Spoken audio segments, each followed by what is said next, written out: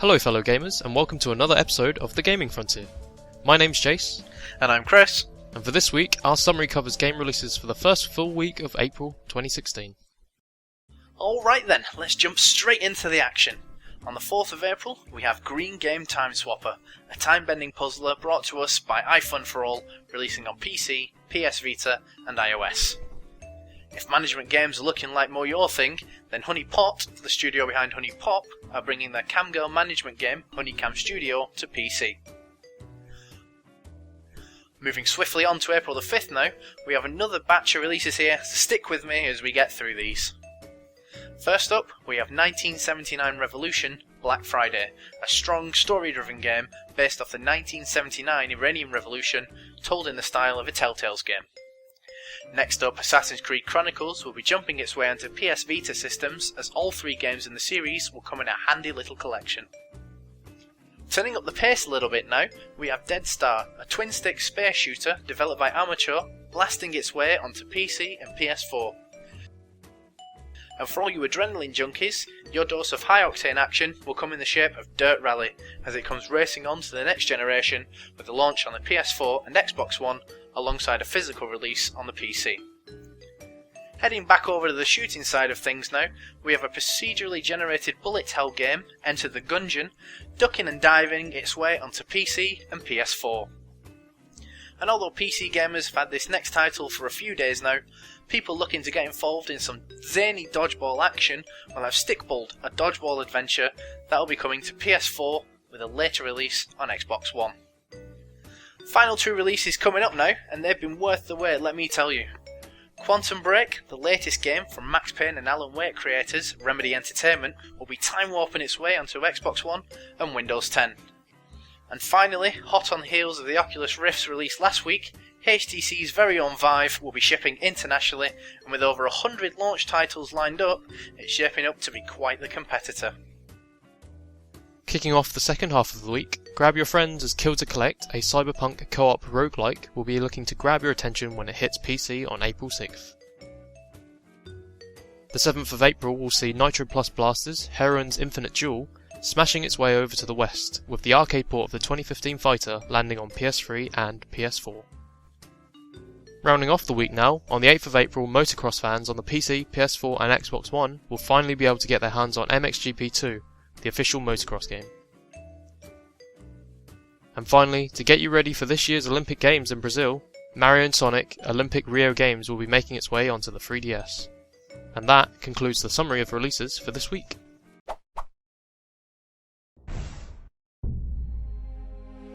So my top pick for this week, and I don't think it's going to be any surprise to you, Jace, is going to be Quantum Break, an action-oriented third-person shooter from Remedy Entertainment.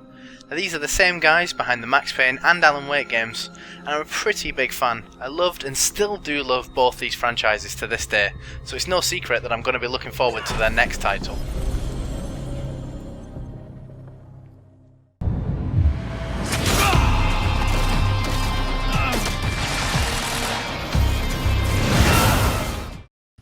So on the surface, you'd think that Quantum Break is shaping up to be your everyday, run-of-the-mill, third-person shooter. But there's a little trick to Quantum Break, and that's that the main character, a guy named Jack Joyce, has certain time control powers that will enhance his abilities in combat. Now these will give him the power to, say, stop time and deflect bullets, for example, or if you're looking for something a little bit more aggressive, use it to blast enemies in front of him. I mean, it's all pretty standard fare for a game based around time manipulation, but let's be honest here. These are the guys behind Max Payne. They invented bullet time. I'm expecting some great things. Yeah, and time manipulation as a concept has been done before with games like Braid, using time manipulation as an element that would help you solve puzzles and affect objects or items around you. And then you've got the other side of the spectrum, a more actiony side, with Superhot recently being released, using time manipulation to help you defeat your enemies with guns or melee weapons. So it'll be good to see how Remedy sort of bring together both the actiony side of Quantum Break and the puzzle side of Quantum Break. Yeah, for sure. I think you picked two good games there to, talk about time manipulation. Superhot, as you said, did have an interesting concept. The ability to slow down the time to clear rooms of enemies. There was almost, even a puzzle element to that at times. But I am glad you mentioned Braid, and I don't know if many people know this, but there are going to be some puzzle elements to Quantum Break, and this will serve to break up all the action-heavy segments of the game. How it all went to shit. What do you want to know? Get a visual on choice.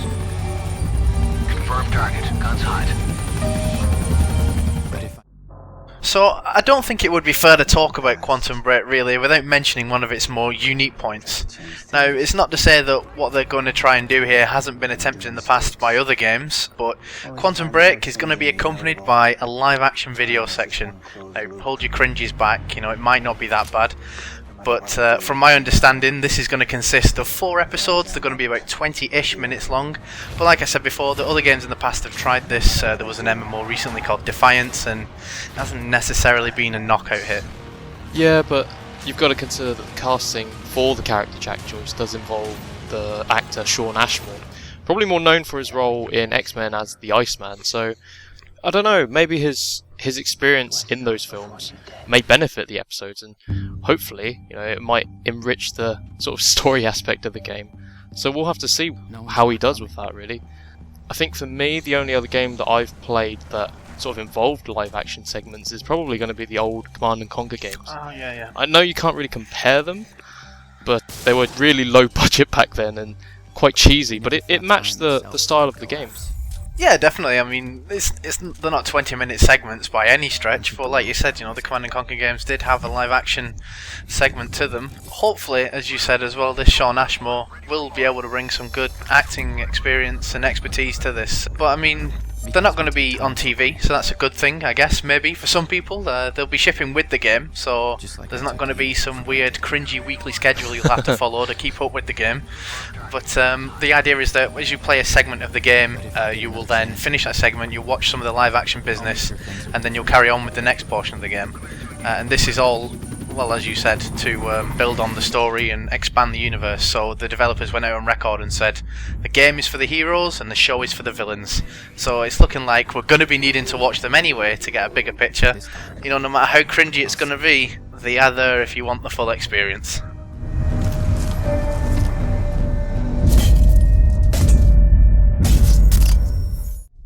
Alright, well, that's all the time we've got for Quantum Break. It's worth noting that this game is coming not only to Xbox One, but exclusively to the Windows 10 store. But as we found out recently, that's not going to be without its hang-ups. No, and for this example, it's gonna be Gears of War. The remaster didn't exactly launch in the most perfect state, and unfortunately I am a bit skeptical about how Quantum Break's going to release on the Windows 10 store. But hopefully it's going to be a smooth release. One can cross their fingers, I suppose.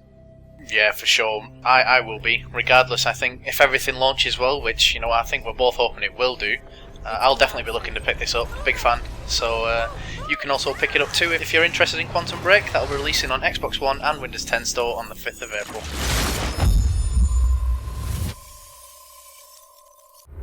My top pick for this week is Deadstar, a game that takes an old formula originally established by Asteroids and stuffing it with PvP content. You play as a space pilot, weaving your spaceship around obstacles in space to complete marked objectives and take down enemy spaceships. With additional features like ship customization and procedurally generated maps, Deadstar revives an old classic and gives it a bit more of a mean streak. Kill anyone that gets in our way.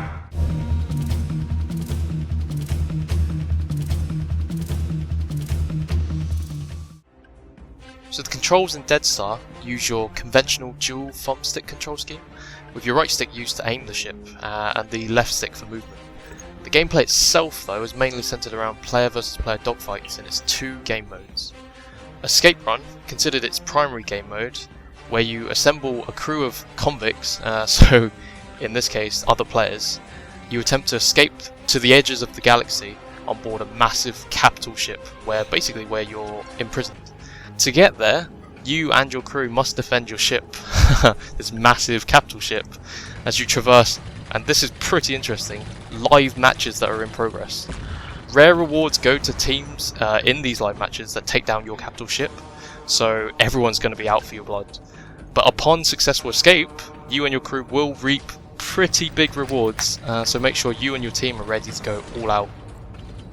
So, first off, I don't think it's fair you call other players criminals, but on a more serious note, when you told me about this game mode the other day, it really was this escape run that grabbed my attention for sure. The ability to just assign crew members to different parts in your capital ship. So for example, you'll have specialist crew members that will be able to increase defences, they'll be able to increase damage, speed, even detect float units, things like that. You know, that's an interesting part. And then just the fact that you invade live games, that's just kind of mind-blowing really. It's a concept that it's kind of new. I don't think anybody's actually discovered this before, but just the fact that you could be playing a game, you know, you versus another team of 5, 10, however many it is, and then all of a sudden this gigantic capital ship just appears in your game, and you're like, well, damn, what do we do with this? Do I carry on destroying this guy, or do I go and destroy this capital ship?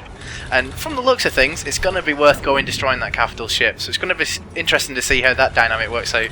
No, yeah, definitely. I think a lot of it's going to sit with the players involved. I mean, if you're already fighting an enemy team only to attack this capital ship, I can only imagine it's going to be absolute mayhem if you haven't got that on point. So it'll be very interesting to see how player mentality has a part to play in this. Lots of friendly fire, I imagine. yeah, probably. Whether it's intentional or not is another matter in itself, so we'll have to see. But I did mention that the game had 2 game modes. There is another game mode called Conquest. It's a 5v5 or 10v10, up to you, in a map made of sectors, and you capture these sectors to get to the enemy base. To destroy it, you get the victory, and it's pretty standard. You know, it's kind of like establishing the sort of MOBA side of the game. Yeah, the Conquest mode, it seems to be a nice little fast-paced, frantic little thing to do. Who doesn't like a good Conquest mode? You know, you get in, you blow some people up, destroy a base, get some rewards, and everybody wins. So you know, it's good to see that they're going to be catering to people that just want to kick back a bit outside of doing these escape room games. Yeah, I can imagine the escape run is always going to be really high-intent action, whereas Conquest, you've got an objective and you go straight for it. But if you're not having too much success in either of the game modes, there is a free mode where you can establish your own little strategies and making sure that your loadouts work in these modes as well. So it'll be good to see how players develop their skills and their ships, and I'm definitely looking forward to how it plays out.